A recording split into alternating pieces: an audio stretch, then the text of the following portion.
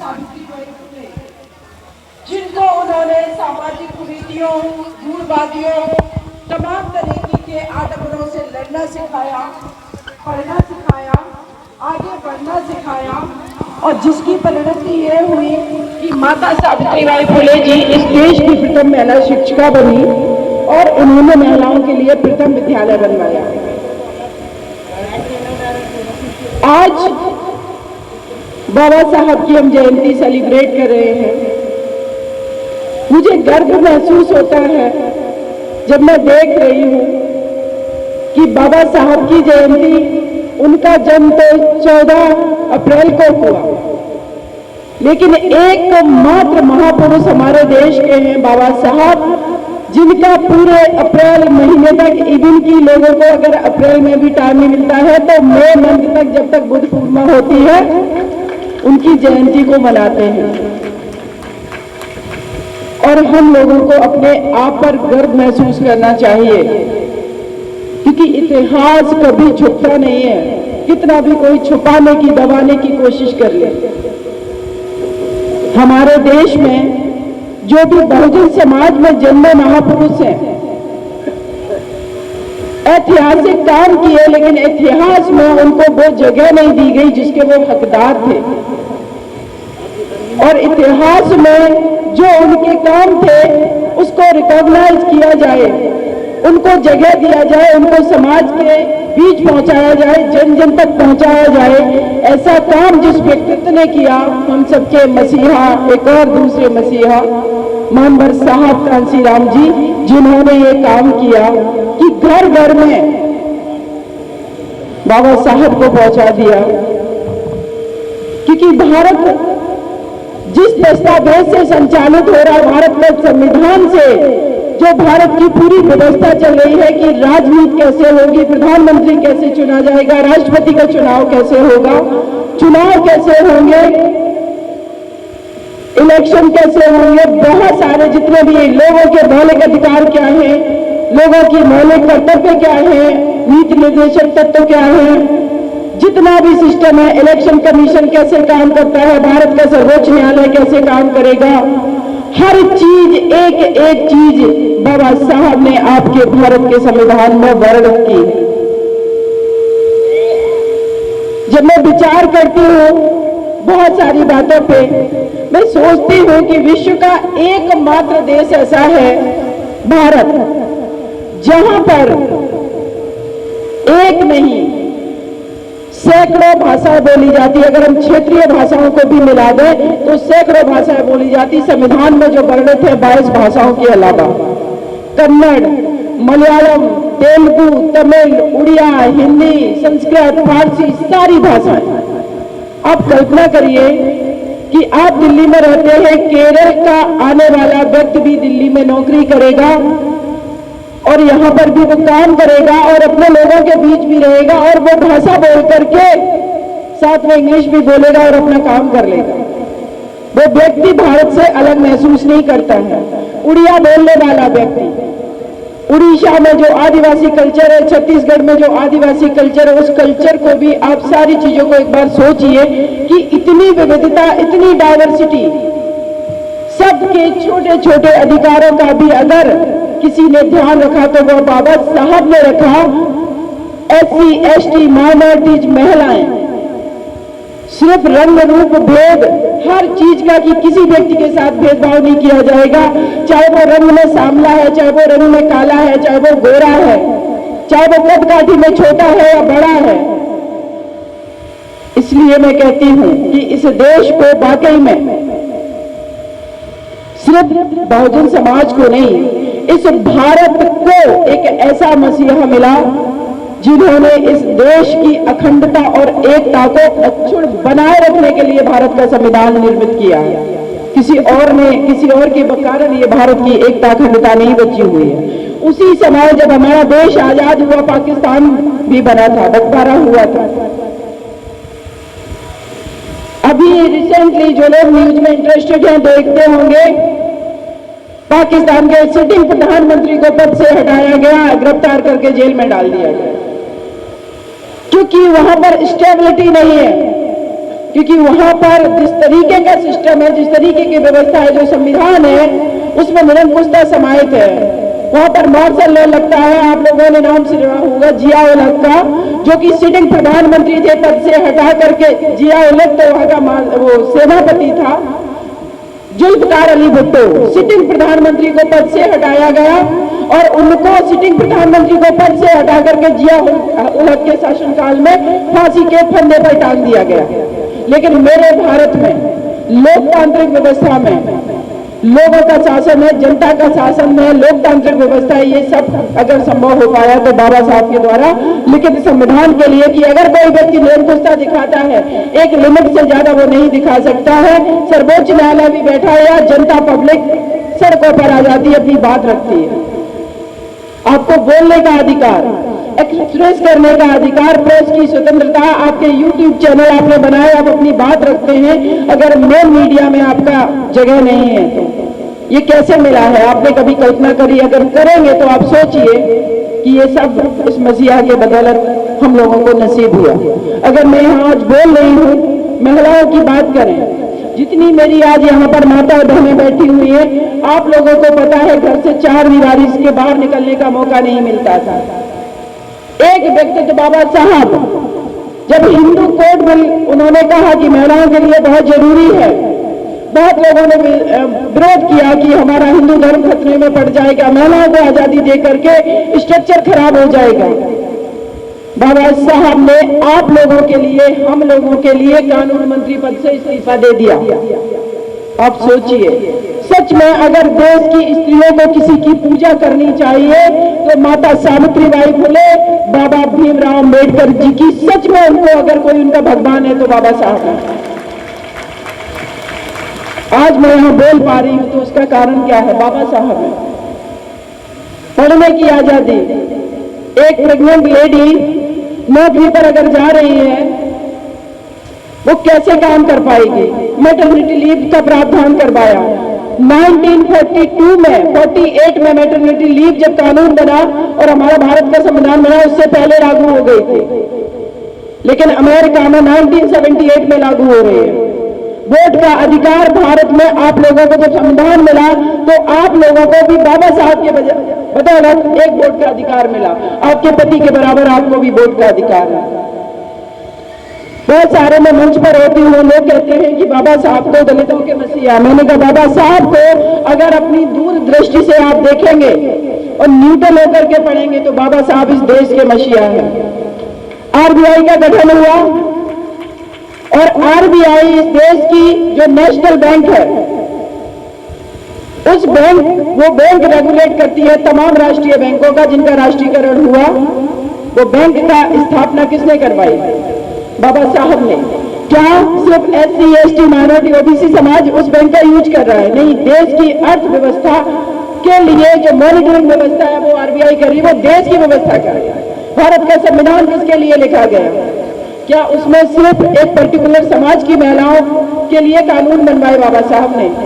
हर जाति धर्म की महिलाओं के लिए बनवाए, लेकिन कुछ लोग उनको सीमित कर देते हैं। लेकिन इस बार मैंने महसूस किया है, चाहे वो सोशल मीडिया के प्लेटफॉर्म हो, यूट्यूब हो या ट्विटर हो, हर जगह पर देश में जो भी बहुजन समाज में जन्मे महापुरुष हैं, ऐतिहासिक काम किए, लेकिन इतिहास में उनको वो जगह नहीं दी गई जिसके वो हकदार थे। और इतिहास में जो उनके काम थे उसको रिकॉग्नाइज किया जाए, उनको जगह दिया जाए, उनको समाज के बीच पहुंचाया जाए, जन जन तक पहुंचाया जाए। ऐसा काम जिस व्यक्तित्व ने किया, हम सबके मसीहा, एक और दूसरे मसीहा मानवर साहब कांसी राम जी, जिन्होंने ये काम किया कि घर घर में बाबा साहब को पहुंचा दिया। क्योंकि भारत जिस दस्तावेज से संचालित हो रहा है, भारत का संविधान से जो भारत की पूरी व्यवस्था चल रही है कि राजनीति कैसे होगी, प्रधानमंत्री कैसे चुना जाएगा, राष्ट्रपति का चुनाव कैसे होगा, चुनाव कैसे होंगे, इलेक्शन कैसे होंगे, बहुत सारे जितने भी लोगों के मौलिक अधिकार क्या हैं, लोगों की मौलिक कर्तव्य क्या है, नीति निर्देशक तत्व क्या है, जितना भी सिस्टम है, इलेक्शन कमीशन कैसे काम करता है, भारत का सर्वोच्च न्यायालय कैसे काम करेगा, हर चीज एक एक चीज बाबा साहब ने आपके भारत के संविधान में वर्णित की। जब मैं विचार करती हूँ बहुत सारी बातों पे, मैं सोचती हूँ कि विश्व का एकमात्र देश ऐसा है भारत, जहां पर एक नहीं सैकड़ों भाषाएं बोली जाती है। अगर हम क्षेत्रीय भाषाओं को भी मिला दें तो सैकड़ों भाषाएं बोली जाती। संविधान में जो वर्णित है 22 भाषाओं के अलावा कन्नड़, मलयालम, तेलुगु, तमिल, उड़िया, हिंदी, संस्कृत, फारसी, सारी भाषाएं। आप कल्पना करिए कि आप दिल्ली में रहते हैं, केरल का आने वाला व्यक्ति भी दिल्ली में नौकरी करेगा और यहाँ पर भी वो काम करेगा और अपने लोगों के बीच भी रहेगा और वो भाषा बोल करके साथ में इंग्लिश भी बोलेगा और अपना काम कर लेगा। वो व्यक्ति भारत से अलग महसूस नहीं करता है। उड़िया बोलने वाला व्यक्ति, उड़ीसा में जो आदिवासी कल्चर है, छत्तीसगढ़ में जो आदिवासी कल्चर है, उस कल्चर को भी आप सारी चीजों को एक बार सोचिए कि इतनी विविधता, इतनी डाइवर्सिटी, सबके छोटे छोटे अधिकारों का भी अगर किसी ने ध्यान रखा तो वो बाबा साहब ने रखा। SC, ST, माइनॉरिटीज, महिलाएं, सिर्फ रंग रूप भेद हर चीज का कि किसी व्यक्ति के साथ भेदभाव नहीं किया जाएगा, चाहे वो रंग में सांवला है, चाहे वो रंग में काला है, चाहे वो गोरा है, चाहे वो कद काठी में छोटा है या बड़ा है। इसलिए मैं कहती हूं कि इस देश को वाकई में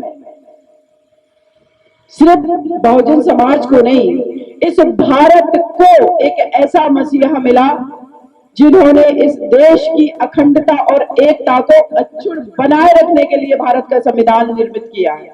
किसी और के कारण ये भारत की एकता अखंडता नहीं बची हुई है। उसी समय जब हमारा देश आजाद हुआ, पाकिस्तान भी बना था, बंटवारा हुआ था। अभी रिसेंटली जो लोग न्यूज में इंटरेस्टेड हैं देखते होंगे, पाकिस्तान के सिटिंग प्रधानमंत्री को पद से हटाया गया, गिरफ्तार करके जेल में डाल दिया गया, क्योंकि वहां पर स्टेबिलिटी नहीं है, क्योंकि वहां पर जिस तरीके का सिस्टम है, जिस तरीके की व्यवस्था है, जो संविधान है, उसमें निरंकुशता समाहित है। वहां पर मार्शल लॉ लगता है। आप लोगों ने नाम सुना होगा जिया उल हक का, जो कि सिटिंग प्रधानमंत्री थे, पद से हटा करके जिया उल हक तो वहां का वो सेनापति था, जुल्फकार अली भुट्टो, सिटिंग प्रधानमंत्री को पद से हटाया गया और उनको सिटिंग प्रधानमंत्री को पद से हटा करके जिया उल हक के शासनकाल में फांसी के फंदे पर टांग दिया गया। लेकिन मेरे भारत में लोकतांत्रिक व्यवस्था में लोगों का शासन है, जनता का शासन है, लोकतांत्रिक व्यवस्था है। ये सब अगर संभव हो पाया तो बाबा साहब के द्वारा लिखित संविधान के लिए कि अगर कोई व्यक्ति निरंकुशता दिखाता है, एक लिमिट से ज्यादा वो नहीं दिखा सकता है। सर्वोच्च न्यायालय भी बैठा है या जनता पब्लिक सड़कों पर आ जाती है, अपनी बात रखती है। आपको बोलने का अधिकार, एक्सप्रेस करने का अधिकार, प्रेस की स्वतंत्रता, आपके यूट्यूब चैनल आपने बनाए, आप अपनी बात रखते हैं, अगर मेन मीडिया में आपका जगह नहीं है तो ये कैसे मिला है? आपने कभी कल्पना करी? अगर करेंगे तो आप सोचिए कि ये सब इस मसीहा के बदौलत हम लोगों को नसीब हुआ। अगर मैं यहाँ आज बोल रही हूँ, महिलाओं की बात करें, जितनी मेरी आज यहाँ पर माताएं बहनें बैठी हुई है, आप लोगों को पता है घर से 4 दीवारी के बाहर निकलने का मौका नहीं मिलता था। एक व्यक्तित्व बाबा साहब, जब हिंदू कोड बिल उन्होंने कहा कि महिलाओं के लिए बहुत जरूरी है, बहुत लोगों ने विरोध किया कि हमारा हिंदू धर्म खतरे में पड़ जाएगा, महिलाओं को आजादी दे करके स्ट्रक्चर खराब हो जाएगा। बाबा साहब ने आप लोगों के लिए, हम लोगों के लिए कानून मंत्री पद से इस्तीफा दे दिया। आप सोचिए, सच में अगर देश की स्त्रियों को किसी की पूजा करनी चाहिए तो माता सावित्रीबाई फुले, बाबा भीमराव अम्बेडकर जी की, सच में उनको अगर कोई उनका भगवान है तो बाबा साहब है। आज मैं यहाँ बोल पा रही हूँ तो उसका कारण क्या है? बाबा साहब है। पढ़ने की आजादी, एक प्रेग्नेंट लेडी नौकरी पर अगर जा रही है वो कैसे काम कर पाएगी? मैटरनिटी लीव का प्रावधान करवाया 1942 में, 48 में मैटरनिटी लीव जब कानून बना और हमारा भारत का संविधान बना, उससे पहले लागू हो गई थी। लेकिन अमेरिका में 1978 में लागू हो रही है। वोट का अधिकार भारत में आप लोगों को जब संविधान मिला तो आप लोगों को भी बाबा साहब के बदौलत एक वोट का अधिकार मिला। आपके पति के बराबर आपको भी वोट का अधिकार है। बहुत सारे मैं मंच पर होती हूँ, लोग कहते हैं कि बाबा साहब तो दलितों के मसीहा। मैंने कहा बाबा साहब को अगर अपनी दूरदृष्टि से आप देखेंगे और न्यूट्रल होकर के पढ़ेंगे तो बाबा साहब इस देश के मसीहा हैं। आरबीआई का गठन हुआ और आरबीआई इस देश की जो नेशनल बैंक है, वो बैंक रेगुलेट करती है तमाम राष्ट्रीय बैंकों का जिनका राष्ट्रीयकरण हुआ। वो बैंक का स्थापना किसने करवाई? बाबा साहब ने। क्या सिर्फ SC ST माइनॉरिटी OBC समाज उस बैंक का यूज कर रहा है? नहीं, देश की अर्थव्यवस्था के लिए जो मॉनिटरिंग व्यवस्था है वो आरबीआई कर रही है, वो देश की व्यवस्था कर रही है। भारत का संविधान किसके लिए लिखा गया? क्या उसमें सिर्फ एक पर्टिकुलर समाज की महिलाओं के लिए कानून बनवाए बाबा साहब ने? हर जाति धर्म की महिलाओं के लिए बनवाए, लेकिन कुछ लोग उनको सीमित कर देते हैं। लेकिन इस बार मैंने महसूस किया है, चाहे वो सोशल मीडिया के प्लेटफॉर्म हो, यूट्यूब हो या ट्विटर हो, हर जगह पर तो उसको कुछ टाइम के लिए दबाया तो जा सकता है, लेकिन उसको समाप्त नहीं किया जा सकता। और ये जो बाबा साहब का इतिहास है, मानवर साहब कांसीराम जी का इतिहास है, ये टाइम टू टाइम आने पर मुखर होकर के हमारे लोग और वो लोग भी जो कुछ टाइम पहले बाबा साहब की रिलेवेंसी को मानने को तैयार नहीं थे, आज वो सभी लोग भी बाबा साहब की जयंती सरकार मनवा रही है। आइडियोलॉजिकल डिफरेंसेस हो सकते हैं, बीजेपी की दूसरी आइडियोलॉजी हो सकती है, बीएसपी की अपनी आइडियोलॉजी है, अन्य पार्टियों की जिसकी भी अपनी अपनी आइडियोलॉजी है, लेकिन बाबा साहब की जयंती को सब सेलिब्रेट कर रहे हैं। और ये मानना पड़ेगा कि जो व्यक्ति अगर प्रधानमंत्री पद पर भी बैठा है, कोई उपराज्यपाल भी है, राज्यपाल भी है, उसको भी निरंकुशता से नहीं हटाया जा सकता। वो भी अपने पद की दावेदारी कर सकता है, वो बाबा साहब की वजह से। अभी दिल्ली विश्वविद्यालय में कुछ समय पहले एक कार्यक्रम था, मैं वहां पर गई थी। कुछ लोग स्पीच दे रहे थे और ये बोल रहे थे कि दलितों को एक मसीहा मिला। नो डाउट मिला कि जो समाज इस देश के अंदर सबसे ज्यादा जिसके साथ अत्याचार हुआ, अनटचेबिलिटी की प्रैक्टिस की गई, और वो व्यक्ति तो अगर उस समाज में पैदा हो रहे हैं, तो जो व्यक्ति अपने समाज के साथ होने वाली छुआछूत भेदभाव के खिलाफ नहीं लड़ेगा तो कौन लड़ेगा? जो सबसे ज्यादा शोषित पीड़ित वंचित थे उनकी उन्होंने आवाज उठाई, लेकिन उन्होंने ऐसा नहीं किया। जब भारत का संविधान लिखा गया तो ऐसा नहीं किया कि जो लोग उनके साथ छुआछूत कर रहे थे उनके साथ उन्होंने भेदभाव किया हो, क्योंकि हम लोगों के चरित्र में ही ईमानदारी है, राष्ट्रवाद है, देशभक्ति है। इसी को तो देशभक्ति कहते हैं। देशभक्ति कोई आर्टिफिशियल कोई नाम नहीं है। देशभक्ति अगर देखना है तो बाबा साहब के पूरे व्यक्तित्व में देशभक्ति झलकती है। अगर हम पूरे इंडिपेंडेंट मूवमेंट की बात करें, पूरे उस पर विचार करें, तो बाबा साहब कहीं और भी जा सकते थे, कुछ और भी चीजें कर सकते थे, लेकिन उन्होंने कहा अपने राष्ट्र के साथ, अपने देश के साथ मैं कभी कोई ऐसा काम नहीं करूंगा जिससे प्रश्न खड़ा हो जाए। लेकिन अगर मेरे अपने लोगों से, भारत के ही लोगों से, मेरे अपने लोग पीड़ित परेशान हैं, तो उनका हम डटकर सामने से मुकाबला करेंगे। और सार्वजनिक मंच पर उन्होंने ऐसे अपने भाषण भी दिए और ललकारा भी और बताया भी कि तुम गलत हो। और इसका सबसे बड़ा उदाहरण है गोलमेज सम्मेलन, आमने सामने की लड़ाई थी। तो ऐसे मसीहा पर हम सबको गर्व महसूस करना चाहिए।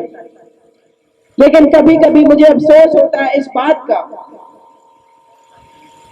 कि बाबा साहब अकेले व्यक्तित्व, लंदन में पढ़ाई करके हर जगह पर 32 डिग्रियां हासिल करके इस देश को इतना कुछ दे करके चले गए जब उनके पास संसाधन नहीं थे। लेकिन आज हमारे पास इतने संसाधन होने के बावजूद भी इस चीज को मैं डिनाई नहीं करती हूं कि मेरा मिशन कमजोर हुआ है, लेकिन इस चीज को मैं कहती हूं कि बिखराव जरूर हुआ है। और इस बिखराव के वजह से जो पॉलिटिकल भागीदारी हमें सत्ता में मिलनी चाहिए थी वो नहीं मिल रही। हम आपस में ही लड़ने लगे, हम एक दूसरे से इनसिक्योर होने लगे।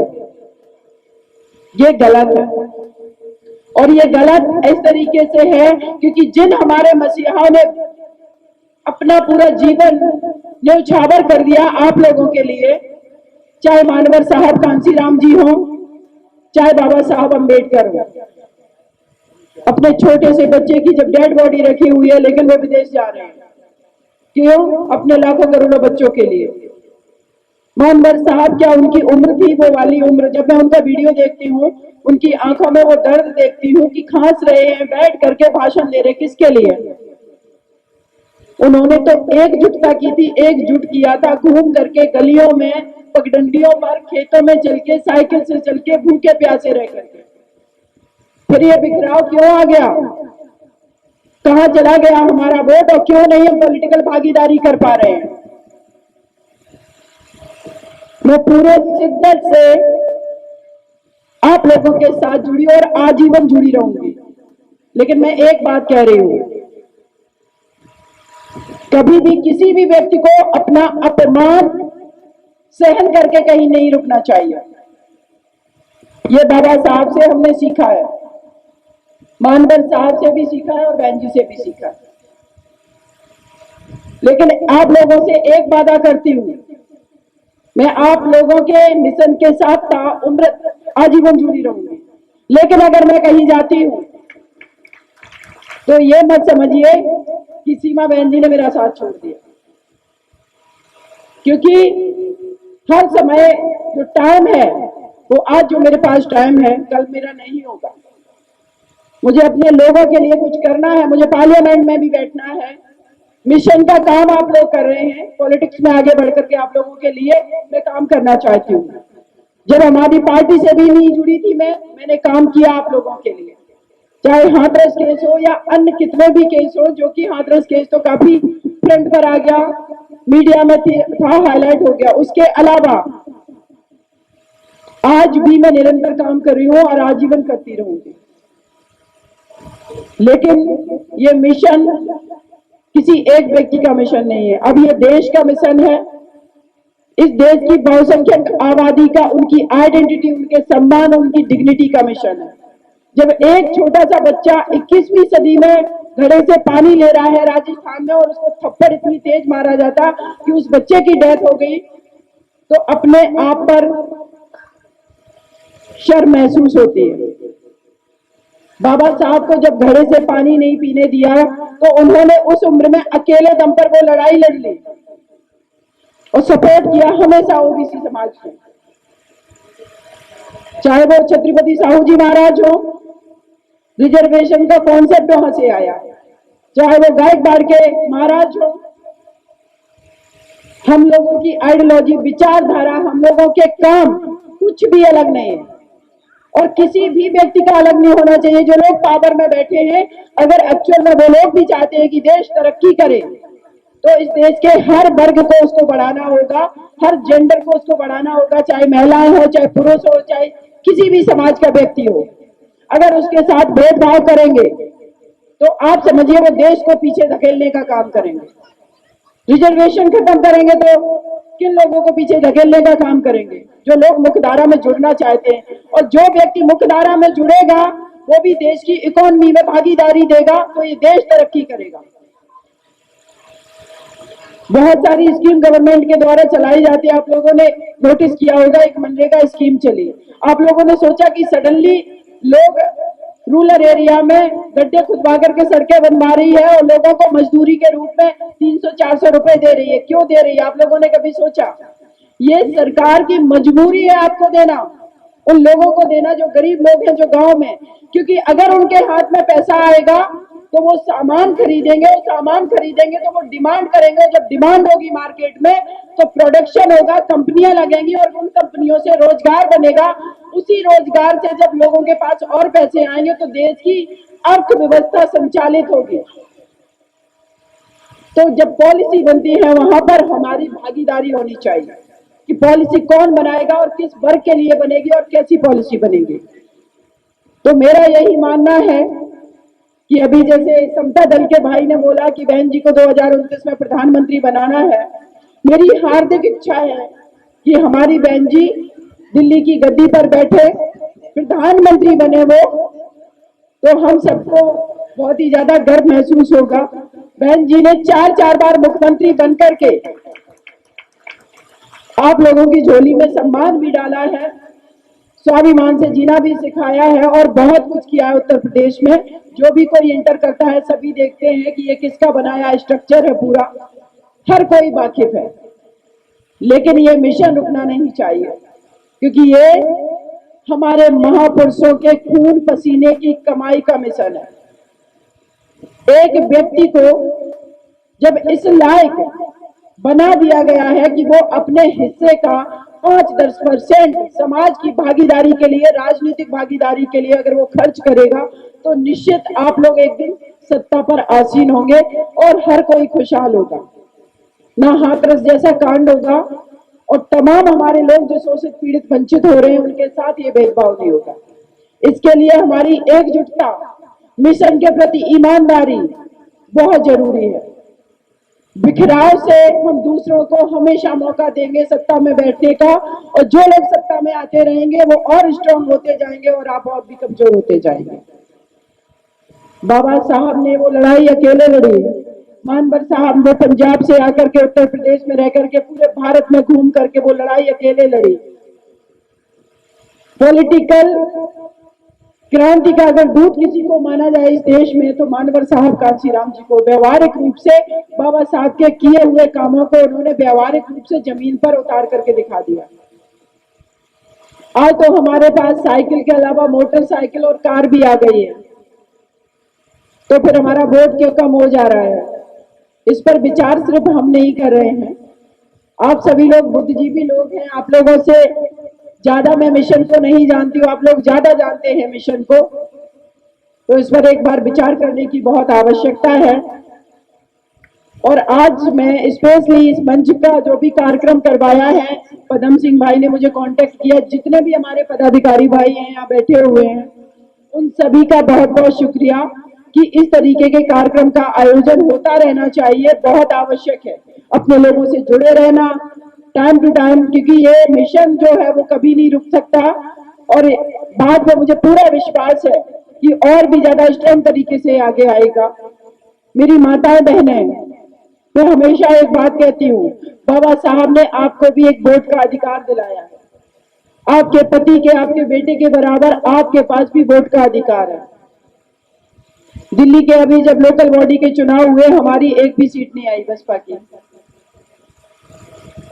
अफसोस हुआ कि जब हमारी संख्या इतनी है, हमारे वोट भी है और हमारा मिशन भी है और हम कार्यक्रम भी करते हैं, तो वोट कहां चला जाता है? मानवर साहब ने कहा था वोट हमारा, राज तुम्हारा, नहीं चलेगा नहीं चलेगा। तो वोट फिर कहां चला गया हमारा और कहां गया जिससे राज उनका आ गया? भाई किसी भी चीज में आप किसी भी पद पोजीशन पे हैं, किसी भी रिश्ते में हैं, घर चला रहे हैं, परिवार चला रहे हैं, नौकरी कर रहे हैं, जो भी काम कर रहे हैं, वहां पर एक चीज सबसे ज्यादा आवश्यक है, ईमानदारी। हमारा वोट अगर डाइवर्ट होगा, हम कितना भी मिशन की बात कर लें, अगर हम सत्ता पर आसीन नहीं होंगे, क्योंकि ये सच्चाई है कि सत्ता की चाबी हर चीज के ताले खोल देती है, तो वो चाबी हाथ में दोबारा से लेने का वक्त आ गया है। और अगर आप लोग एकजुट रहे, मजबूती रही, तो निश्चित रूप से मैं दावा करती हूँ इन चीजों की, क्योंकि मानवर साहब ने बहुत कुछ सिखा दिया, बाबा साहब ने बहुत कुछ सिखा दिया। हमें दूसरे लोगों की आलोचना करने के अलावा अब अपनी स्ट्रेटजी पर, अपनी प्लानिंग पर ज्यादा काम करने की जरूरत है। मेरी माताओं बहनों से अनुरोध है, आप भी इस देश की इक्वल ताकत है, बराबर पुरुषों के अलावा। आपके क्षेत्र में कभी भी, आप लोग दिल्ली में निवास करती हैं, कोई भी अपने समाज का कोई भी कैंडिडेट खड़ा है, एकजुट होकर के मत सुनिए पति की बात। अगर वो चले भी जाते हैं अपनी व्यक्तिगत महत्वाकांक्षा से किसी और पार्टी में, तो आप लोग एकजुट होकर के अपना वोट कम मत होने दीजिए, भले ही आपका कैंडिडेट हार जाए, क्योंकि ये चीजें, ये रिजल्ट जो है, वोट परसेंटेज भी आपकी ताकत को दिखाता है। तो भले ही आप उस टाइम सत्ता में नहीं है, लेकिन आपकी ताकत का अंदाजा हमेशा सत्ताधीन लोगों को रहेगा कि जब इस समाज के साथ एकजुट हो गए और लोग आ गए तो निश्चित रूप से आप सत्ता हासिल कर लेंगे। और साथ में ही मैं बहुत सारी महिलाओं से मिलती हूँ कि मेरे भाइयों से ज्यादा तो हमारी आजकल माता बहनें मिशनरी मुझे समझ में आती हैं, शिद्दत से बच्चों को भी पढ़ा रही हैं, घर में खाना भी बना रही हैं और काम भी कर रही हैं। यहाँ पर आप लोग मुझे बुलाया, इसके लिए आपका बहुत बहुत शुक्रिया। बहन कुमारी मायावती जी, अगर वो चार चार बार मुख्यमंत्री बन सकती तो आपके घर में पढ़ने वाली आपकी बेटी भी आगे आने वाले भविष्य में मुख्यमंत्री बन सकती है। ये विचार दिमाग में रखते हुए अपने घर की बेटी को पढ़ाना है, बेटों को पढ़ाना है, उन बच्चों को दबाना नहीं है संस्कार के नाम पर और बहुत सारी चीजों के नाम पर। आप लोगों को भी घर के अंदर अगर किचन के बाद काम करने के बाद अगर फुर्सत मिलती है तो माता सावित्रीबाई फुले को पढ़िए, बाबा साहब को देखिए, टेक्नोलॉजी का जमाना है, यूट्यूब चलाइए, वहां से विचारों को देखिए और वो विचार आप अपने बच्चों के सामने रखिए, तो ये मिशन हमारा स्ट्रांग दिनों दिन होता चला जाएगा। बाकी आप सभी का बहुत बहुत शुक्रिया। आपका बाबा साहब के द्वारा जो गाना गाया गया बहुत ही अच्छा था, बिटिया ने डांस बहुत अच्छा किया। यहाँ पर आप सभी मेरे भाइयों का, इधर खिड़किया में बैठे सभी बच्चों का, सभी का बहुत बहुत शुक्रिया। और बाबा साहब के लिए मैं एक ही बात कहूंगी, बाबा साहब अमर रहे, अमर रहे। बाबा साहब अमर रहे, अमर रहे। जय भीम, नमो बुद्धाय। हमारे बीच में हमारे चैनल बहुजन दस्तक को लाइक, शेयर, सब्सक्राइब देखना मत भूलिएगा। जय भीम, जय भारत, जय संविधान, नमो बुद्धाय। धन्यवाद। चैनल आर्थिक समस्या से गुजर रहा है। अगर आप बहुजन समाज में बाबा साहेब अम्बेडकर और तथागत बुद्ध की विचारधारा को अधिक से अधिक लोगों तक पहुंचाना चाहते हैं तो हमें आर्थिक सहयोग प्रदान करें, ताकि हम अपने चैनल के माध्यम से देश विदेश में समता, बंधुता, एकता और संवैधानिक अधिकारों को ज्यादा से ज्यादा लोगों तक पहुंचा सकें।